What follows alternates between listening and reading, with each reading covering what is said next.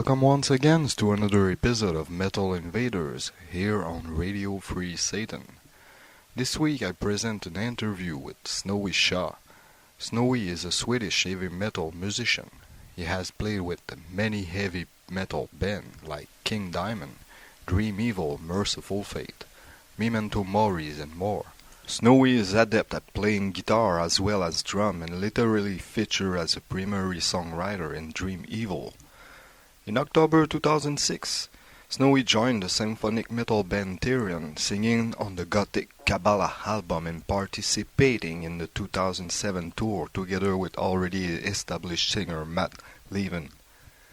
Snowy also worked as a photographer and designer for bands and artists, and has arranged promotional shoots for bands such as Falconer, Easy Action, Angle, Loud and Nasty, Passenger, Tyrion, and much more. Snowy, thank you very much for joining me on Metal Invaders. It's a real honor to talk with you on the show about your music and your career. You have played and worked... It is?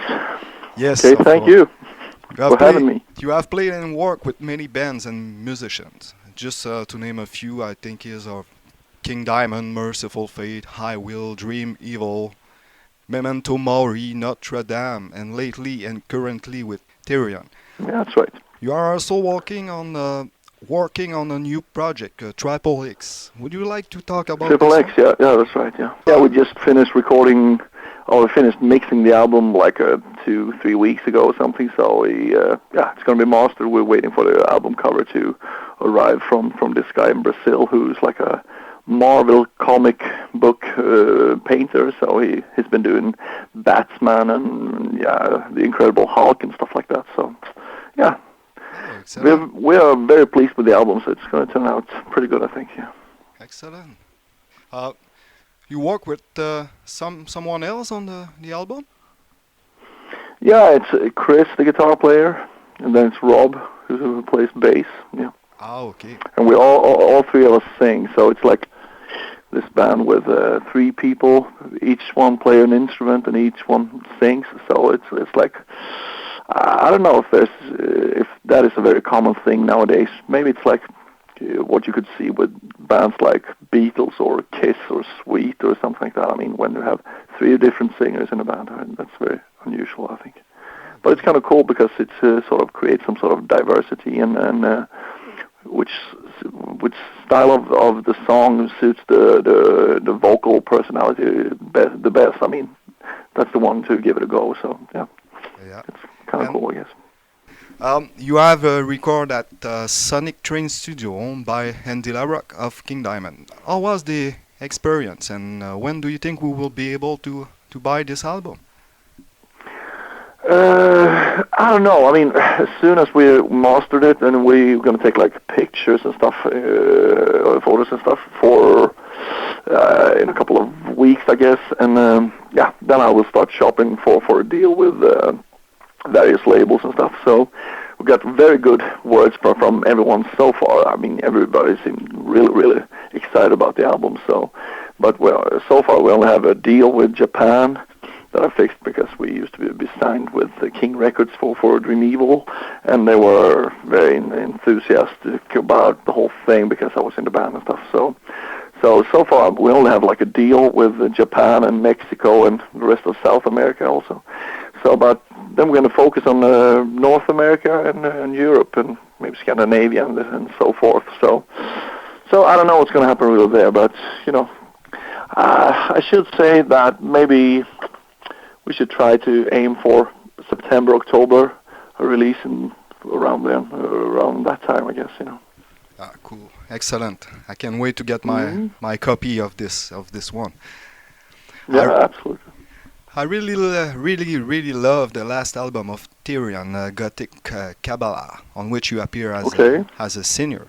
The Gothic Kabbalah tour is over now since a few months. Would you like to talk about the experience of the tour with Tyrion and also your role as a scene designer and photograph, etc.? Yeah, I was kind of involved besides being hired as a singer in the band. Also, on the side of that, I got hired as the sort of like, artistic designer like a stylist or something like that. So I sort of shaped up the band and took the pictures and being a graphic designer basically, and I made all the stage props and all the scenery on stage. So that is what I did, because I mean previously they never had anything, not even a backdrop, until like the one I made for them. So and I think we have really improved the whole stage show, to judge from the reaction of the people. So yeah, it's been a very good experience, and I had a real good time. I mean, we were touring for the whole last year. We were out touring basically. So we started out in like I don't remember, about the 12th of January or something, and we ended up now on the 23rd of December. So on a second European tour, and in the middle of that, I mean, we also went to South America, Japan, North America, so all over the place, like going to Russia and Greece and stuff like that. So plus playing a lot of festivals. So it's been a very hectic and busy year, but it was a very good experience, I could say that. And you play also in Quebec City on... Yeah, we did, yeah. It was very good. I remember playing Canada. I mean, compared to America, compared to the U.S., I mean, it was so much better because it has a little bit more European vibe, I guess, or something. I don't know, but the whole of Canada was so much better, I think. Oh, thank you. It was a real blast.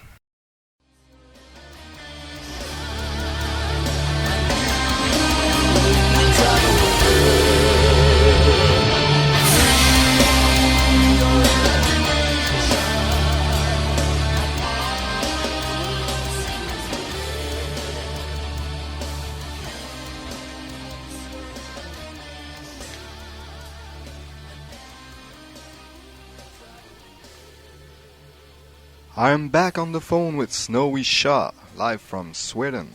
Snowy, Therion on stage is dark and got a gothic, of course, inspiration. How and where do you find this inspiration? I don't know. For talking about the way I design things for them, is that the way I sort of like saw in my head the visions that I got from listening to the music and what I thought they should represent on stage. That is what I designed. So I had this kind of like old church, Gothic, medieval kind of vibe to it, which I think suited the whole style of the music, I guess. Yeah. So, but where that inspiration comes from, I don't know. I mean, it's just it's just and be do you yourself, think, I guess, you know. And do you think that this inspiration come easily for you in any domains, musically or in any what? Any domains, in music or design, or is that easy for I don't know. I mean, people call me a visionary, and you are, man. Because I guess I'm different that way. I mean, I've noticed that the older I get, I mean, that people see things differently. But I mean, I grew up listening to music and was very blown away with Kiss when I was like 7 years old or something like that. Because it made such an impact that I still carry with me till this day. Because of the impact of the visionary stuff. I mean, that is not. Of course, I'm very into music, but if it can create some sort of like a visual vibe to it, it's get like 200% instead of just 100. So I mean, that's the way I see things, I guess, you know. So I always been and I have had a sort of like what do you call it? Love for bands with some sort of gimmick or image. So that's what I like. So I mean, it's easier to get into a band if it looks cool, I think, you know. So I mean, why? I mean, nowadays, I mean, you're competing with the audience.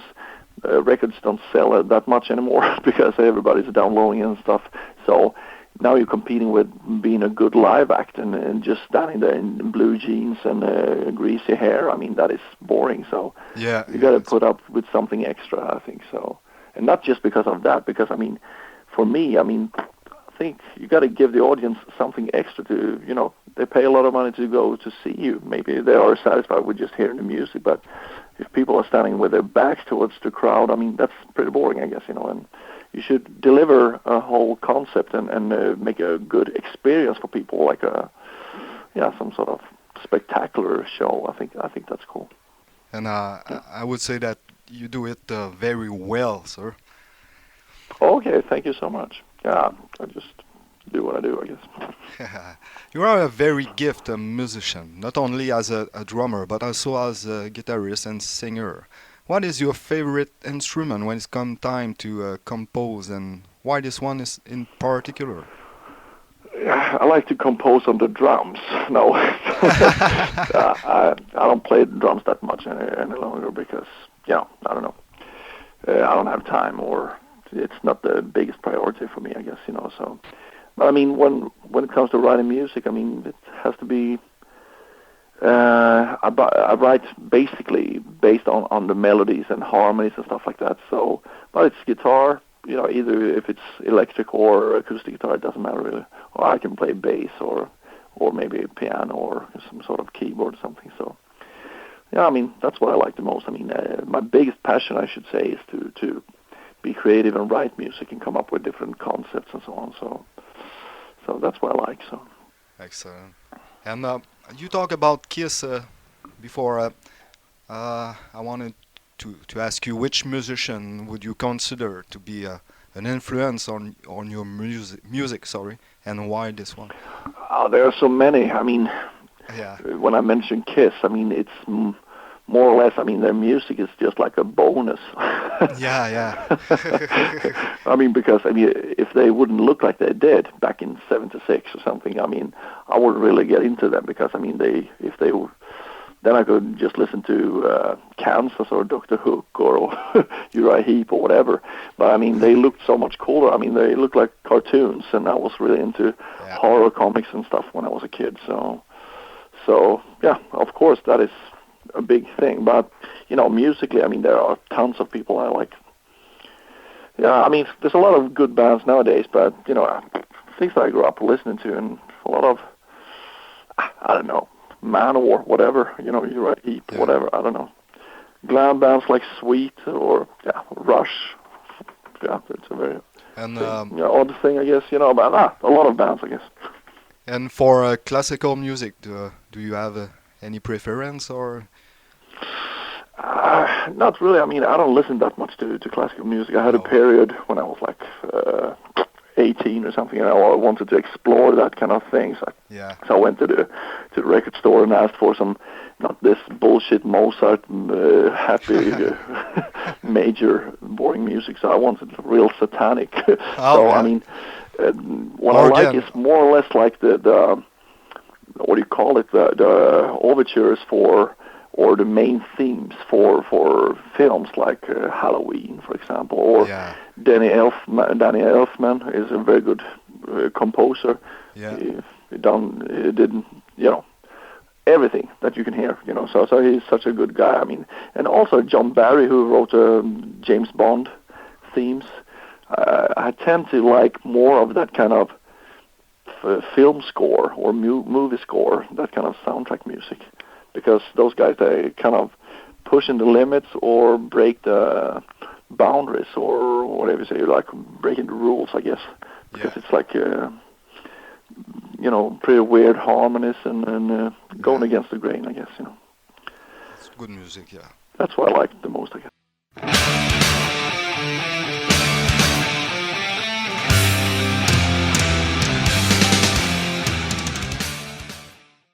I am back with Snowy Shaw for this very special episode of Metal Invaders. Snowy, you have played a drum for King Diamond and Mercyful Fate. What memories do you keep of that time? Yeah, I mean, I have very, very fond memories from that time, because that is where I started, which was the first big thing, or actually the biggest thing that I ever done, I guess, because when I joined King Diamond in '89, he was just at the very peak of his career, I guess, because, it was pretty big. So we were touring the North America for like 3.5 months or something like that, and then just did the same thing in Europe after a short break. So yeah, I mean, it was pretty big back then, and it was very good. I look back on that with very fond memories. It was a very good experience. Excellent. Are you still in contact with King Diamond or member of these band, beside, of course, of I'm in contact with the members. Actually, Hal Patino, he called me sent me an email last night and asked me to join a new band with him or something, with Pete Black, who got back into the music business now and started playing music after took a break for 10 years or whatever.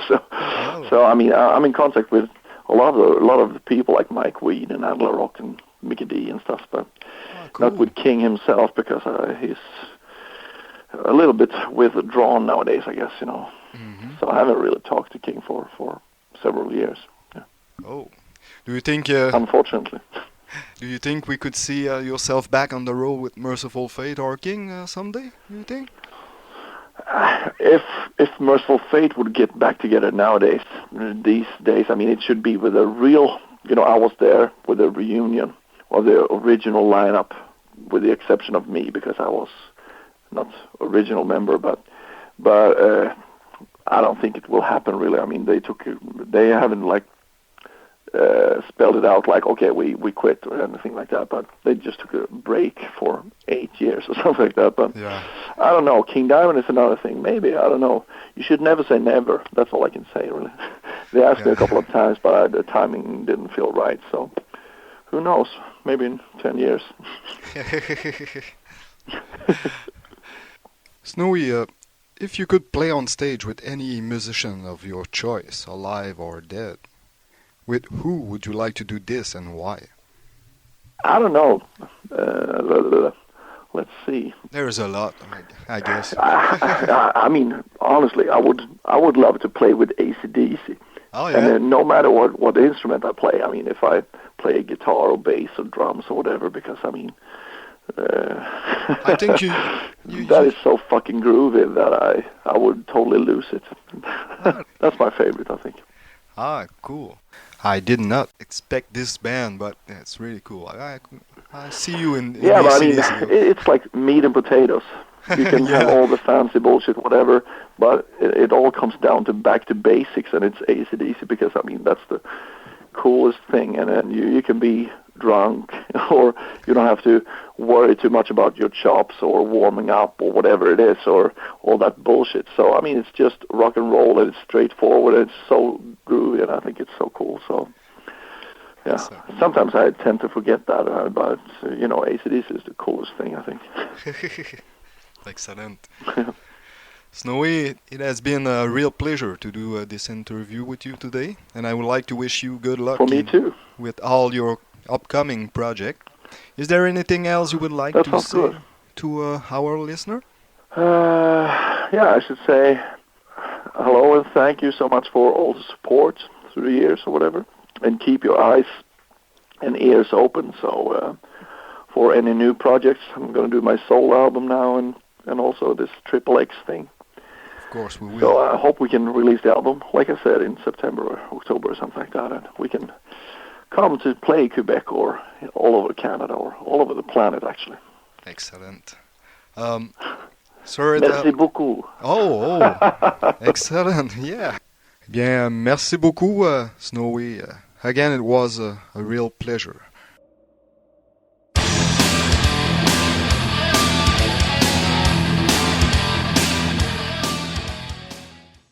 This concludes episode 10 of Metal Invaders. I hope you have enjoyed the show.